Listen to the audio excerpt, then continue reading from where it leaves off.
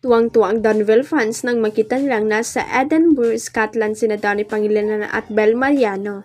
Pinost nga kasi ni Ogie Alcacid ang pakikipagbanding nila ng misis na si Regine Velasquez Alcacid sa grupo ni na Donnie Bell, Darren at Eric Santos kasama rin sina Martin Nievera at girlfriend na to na si Ange Del Rosario at iba pa. Nauna sa Edinburgh sina Ogie, Regine kasama sina Gary Valenciano and wife Angeli Pangilinan. Martin at Angie. Marami silang ganap doon at sumunod nga ang ibang star ng ASAP na nasa United Kingdom pa that time. Actually, kasama rin ang grupo ni na Donnie at Belle si Piolo Pascual. So sabi sa abante ni Ogie, nagkita-kita nga sila sa Edinburgh at nagpanding. Pero ang alam ko, flight na nila today, sabi ni Ogie nang makatext ng abante last Thursday.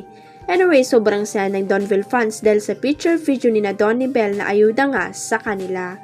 At sana nga raw ay mag-announce na rin ang ABS-CBN Studios ng next project ng Don Bell para lalong mag-rejoice ang mga fan. Usap-usapan ngayon sa social media ang cryptic post ng kapamilya young star na si Bianca De Vera patungkol sa betrayal.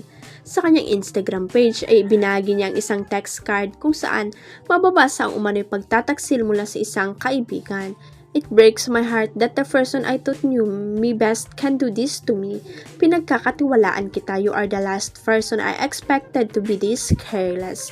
Saad sa ibinahagi ni Bianca.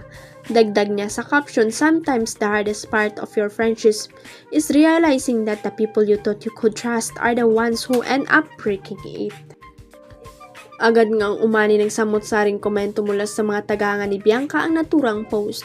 Mas lalo pang na-curious ang mga netizen dahil nag-iwan rin ng comment ang dati nitong katambal na si Will Ashley. Biancs, you know I did nothing wrong. I was just trying to help. If you need proof, you'll see for yourself. Minsay ni Will kay Bianca.